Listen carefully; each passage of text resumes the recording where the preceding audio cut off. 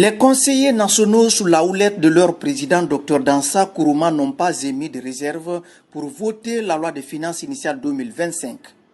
Ce budget adopté s'équilibre désormais en recettes et en dépenses à plus de 42 000 milliards de francs guinéens contre plus de 37 000 milliards de francs guinéens en LFR 2024. Les commissions permanentes préconisent, à travers leurs amendements et recommandations, une continuité de l'amélioration de la qualité des dépenses budgétaires et une meilleure gestion des finances publiques.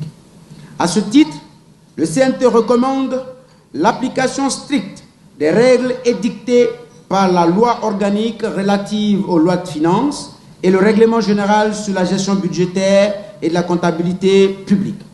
À l'exception des dépenses publiques et à la production dans les délais légaux des rapports trimestriels sur l'exécution du budget et les lois de règlement, conformément aux articles 52, 60 et 77 de la LOF. Au cours de la plénière, les commissions permanentes du CNT se sont relayées pour évoquer les préoccupations. À date, nous avions pu réaliser 63% du total des recommandations que le CNT a adressées au gouvernement. Ça veut dire qu'il y a une marge de progression.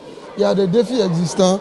Nous allons tendre vers la réalisation de ces défis. On a un budget qui augmente en son volet recettes de plus de 14% pour se situer à 35 000 milliards et en volet dépenses conformément aux priorités du projet Simandou 2040. On note une évaluation de plus de 12% par rapport à la loi des finances rectificatives 2024 et en valeur absolue, cela nous amène à 41 000 milliards ou plus. Devant les enjeux d'une gestion saine du budget 2025 alloué, Dr Dansa Kourouma appelle tous les acteurs impliqués dans la gestion de la chose publique à accorder leur violon pour réussir le pari de la refondation en cours dans notre pays. La refondation de l'administration publique figure parmi les priorités absolues.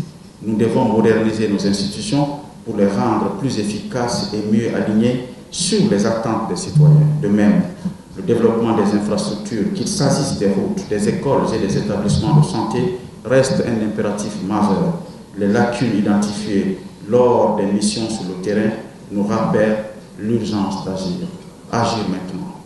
L'année qui s'ouvre est porteuse d'espoir, d'opportunités, mais aussi de défis que nous pouvons surmonter ensemble. Elle nous invite à nous mobiliser, à unir nos forces pour bâtir un avenir meilleur pour notre nation. Je tiens à exprimer une fois encore toute notre reconnaissance et notre fierté au président de la République, le général Mamadi Doumbouya, pour sa fermeté dans la lutte contre la corruption et les détournements des deniers publics. Les récents scandales financiers dévoilés ne doivent pas être perçus comme des signes de faiblesse du système. Fini les travaux de la LFI 2025 conformément à l'article 52 de la loi organique relative aux lois des finances.